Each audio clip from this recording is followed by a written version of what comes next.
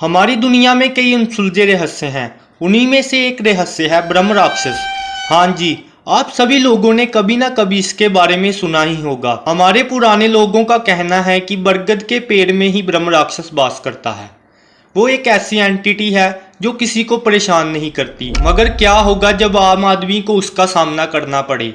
राम राम, सत श्री अकाल, आदाब। मेरा नाम है सौरभ और आपका मेरे चैनल ट्रू टॉक्स पर स्वागत है। अगर आपके पास भी कोई रियल हॉरर इंसिडेंट है तो आप मुझे भेज सकते हैं मेरी ईमेल, इंस्टाग्राम और फेसबुक पर।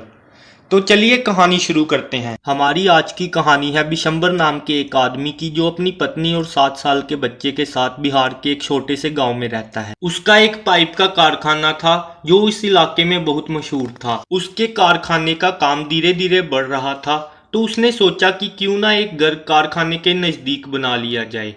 कारखाने के पास ही उसके कई खेत थे। उसने फैसला लिया कि वो वहां पर ही अपना घर बनाएगा। उसके खेतों में एक बहुत पुराना बरगद का पेड़ था।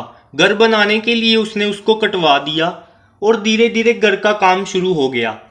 जैसे ही घर बना तो वहां वह खुशी खुशी रहने लगे। पर थोड़े दिनों बाद ही घर में कई अजीब घटनाएं होने लगी। बिशंबर के व्यवहार में भी काफी बदलाव आ रहा था। वो जब चाहे किसी पर भी गुस्सा करता, अपने बच्चों को डांट देता। एक बार की बात है, जब उसका बच्चा धीरे धीरे खेलता खेलता उसके पास आया तो उसने उसको धक्का दे दिया और वो रोने लगा। इस बात से उसकी पत्नी भी बहुत घबरा गई। उसने सोचा कि शायद बिशंबर पर किसी भूत प्रेत का साया आ गया है। उसने बिशंबर का हाथ पकड़ा और जोर जोर से हनुमान चालीसा पढ़ना शुरू कर दी। पर वो तब हैरान हो गई जब दूसरी तरफ से भी हनुमान चालीसा की आवाज आ रही थी। वो कोई नॉर्मल आवाज नहीं थी, एक मधुर आवाज में कोई हनुमान चालीसा पढ़ रहा था। वो देखती है कि सामने से बिशंबर भी हनुमान चालीसा पढ़ रहा है, पर वो ये देखकर चौंक जाती है कि बिशंबर के मुंह से 2 आवाजें गूंज रही थी। जैसे जैसे बिशंबर हनुमान चालीसा पढ़ रहा था तो उसकी आंखें एकदम लाल हो गई। वो अपनी बीवी को ऐसे देख रहा था जैसे वो उसको कच्चा ही खा जाएगा। जैसे ही बिशंबर हनुमान चालीसा का पाठ खत्म करता है तो वो भारी आवाज में बोलता है कि मैं ब्रह्म राक्षस हूँ। बिशंबर की पत्नी घबरा जाती है। ब्रह्म राक्षस उससे कहता है कि तुम लोगों ने अपना घर बनाने के लिए मेरे घर को तबाह कर दिया।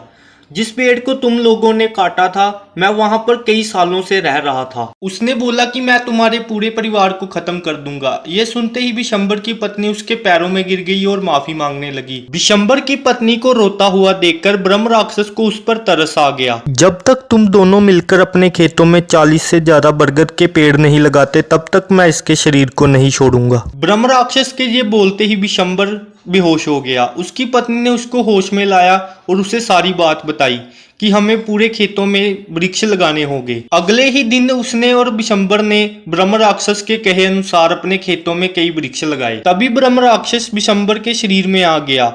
उसने उसे और उसकी पत्नी को आशीर्वाद दिया और उसका शरीर छोड़ने के लिए कह दिया कि वो अब इसके शरीर में कभी नहीं आएगा। तो ये थी कहानी बिशंबर नाम के आदमी की, जिसने जाने अनजाने में ब्रह्म राक्षस जिस पेड़ पे रहता था उसे कटवा दिया।